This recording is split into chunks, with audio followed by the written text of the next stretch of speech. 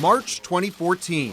Then President Barack Obama visits the Vatican to meet a new, very different kind of Pope. President Obama gifting Pope Francis a box of seeds, a symbol for what would become a growing relationship. A year and a half later, Pope Francis was greeted by pomp and circumstance as he became just the fourth Pope to visit the U.S.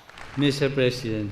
Addressing a crowd of more than 11,000 on the south lawn of the White House, the Pope outlined a more progressive vision for the country and the church.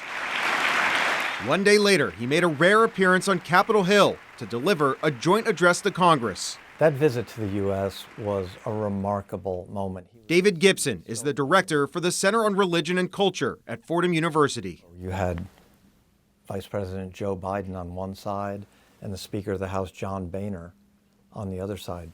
Two good Catholic boys, Democrat and Republican. John Boehner retired, announced his retirement the next day. It's kind of like, we've had the Pope here, that's it, I'm good. In his address, Pope Francis urged lawmakers to take a more welcoming approach to immigration, abolish the death penalty, and increase their efforts to address global poverty and climate change. If we want life, let us give life.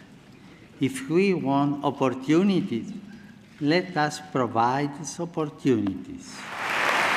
But as the Pope's visit came to a close, he left a Washington and a United States that was about to go through a major transformation. They loved the singer, but they didn't like the song too much.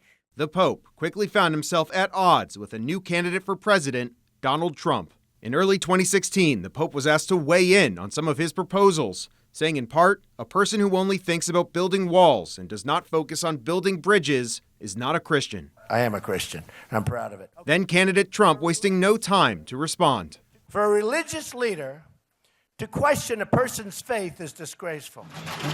But despite their differences, the two world leaders would eventually meet face to face in May of 2017. The Pope hosted now President Trump at the Vatican, where the pontiff urged him to be a peacemaker.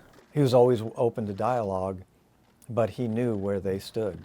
4 years later, it was yet another president visiting the Vatican, this time President Joe Biden, a lifelong Catholic, who shared a sentimental moment with the Pope, gifting him a challenge coin with the insignia of the Army National Guard unit that his son Beau Biden served on before passing away. President Biden would stay close with Pope Francis, meeting for a second time as president at the G7 summit last June. The Pope turning his attention to the ongoing war in Gaza, urging President Biden to cut a deal for a ceasefire. As the 2024 election neared, Pope Francis once again inserted himself in the political discussion, saying Catholics needed to choose the lesser of two evils between Donald Trump and Kamala Harris, pointing to Trump's restrictive policies on immigration and Harris's support of abortion rights, saying in part, both are against life. And until the very end, the Pope was willing to speak his mind. In early February, he penned a letter to U.S. bishops criticizing the administration's plans for mass deportations, pushing for migrants to be treated with dignity and compassion, just as he did on that very first visit to Washington a decade earlier. In Washington, I'm Evan Koslof, Spectrum News.